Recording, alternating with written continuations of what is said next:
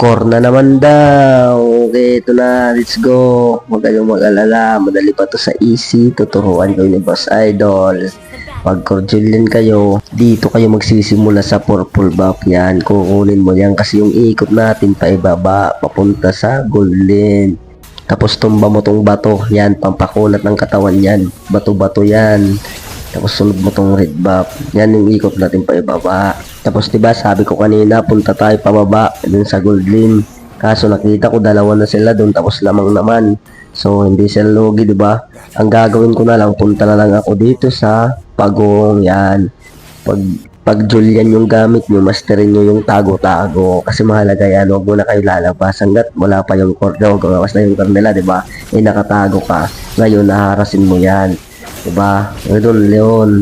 Ngayon, tumakbo na, diba? Gawin mo, wag mo nang habulin. Focus ka na lang, kunin mo tong Pagong. Bumalik. Ngayon, ikaw na lang yung tutumba dyan. Kasi nga, na malapit na sa'yo yung Gracia.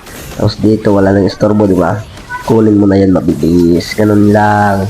Pag Julian kayo, kunin mo lahat ng objectives yan. Tulad yan, yung blow. Tapos itong ipis yan, kukunin mo yan.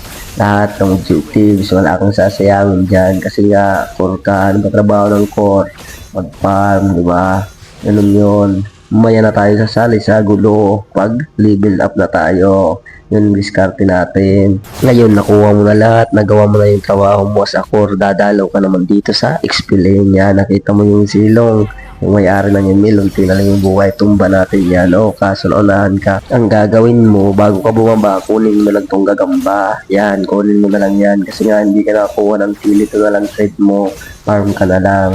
Ngayon, nakita mo yung kakampi mo, pinasok yung medicine, ang gawin mo, tulungan mo, hindi tumama, diba? Wala yung Gracia. Eh, nandito pala yung grupo ni Iploji, si XB. Ikaw ngayon yung natumba. Tawag doon, disgrasya. Ngayon buhay ka na, di ba? Gagawin mo, kunin mo tong buff mo, sabay punta ka dito sa turtle. Kukunin mo tong Pagong. Yan.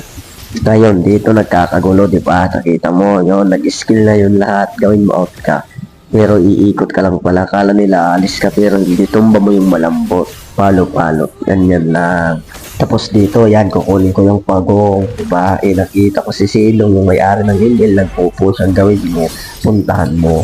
Clear mo yan, huwag mo lang palagan, kasi nga may turtle, yan, diskarte ko.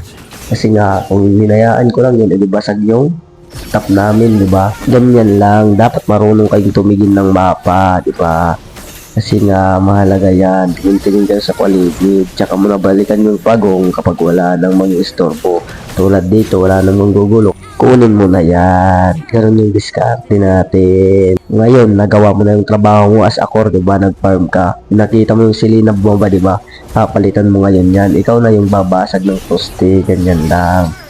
Kasi nga, nasa ibaba na yung image nyo. Ngayon, diba? Nagkakagulo. Ay nag-uusap-usap. Ang gawin mo, makichismis ka. Yan. Kunin mo yung malambot. Yan, yung nila. Kasi nga, malaking bagay yan. Dalawa yung natumba natin, double mill, diba? Gracia o Gracia. Gracia, magpasalamat ka kasi nga may Gracia. Ganun yun. Diba kanina, natumba mo yung dalawa. So, hindi yung papalag kasi nga kulang sila. Gawin mo, kunin mo yung dog. Ganun yun. Tapos basagin nyo yung poste. Ganyan ang trabaho mo sa Julian. Ngayon, nakita mo sa ibaba, may nag-uusap-usap. Huwag ka muna sumali sa gulo. Linisin mo muna yung kalat. Yan. Ngayon, dito ka na pupunta kasi nga nalinis mo na yung kalat sa gitna. Ang gagawin mo dito, sasali ka na naman sa gulo. Ito mali ito. Papakita ko sa inyo ha. Yan, mali yan. Rescue yung kinuha ko. Hindi wala akong pantakas. Ako ngayon yung natumba. Papakita ko sa inyo yung mali ko.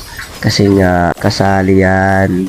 Parte yun ng laro. Ngayon, dahil nagkamali ka, babaguhin mo na yun sa susunod.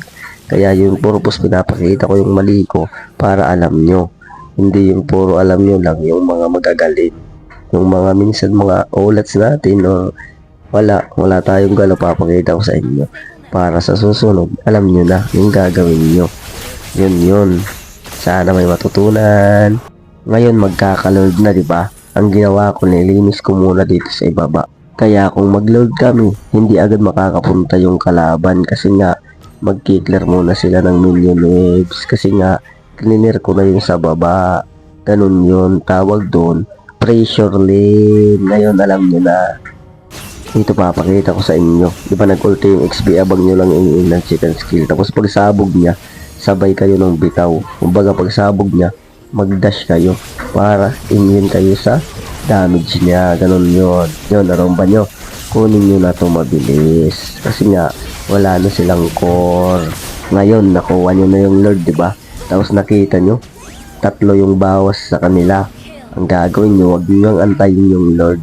Kayo na mismo ang sisira ng ice cream. Yan. Huwag nyo antayin kasi nga matagal pa yun. Ang gagawin nyo dito, palo-palo lang yan. Mabilis mag-push yan. Kaya gamit talaga yan pag mag-push kayo. Yan. Ganun lang. Hindi porket may load kayo, antayin nyo pa. Kaya naman ni end, diba? Kaya end nyo na lang maaga. Huwag na kayo mag-antay. Para pagdating ng pangalawang minion waves, may kasamang load yan. Push ka na. Ganun lang. Nice G. Ingat. At kung may tanong pa kayo sa Julian, comment lang kayo dyan sa ibaba. Gagawin natin yan ng videos. God bless. Ingat. Brrrr. Dito ang ganda ng KDE natin, di ba? Pero silver tayo. Ayos lang yan. Importante panalo. Lakas mo eh, no?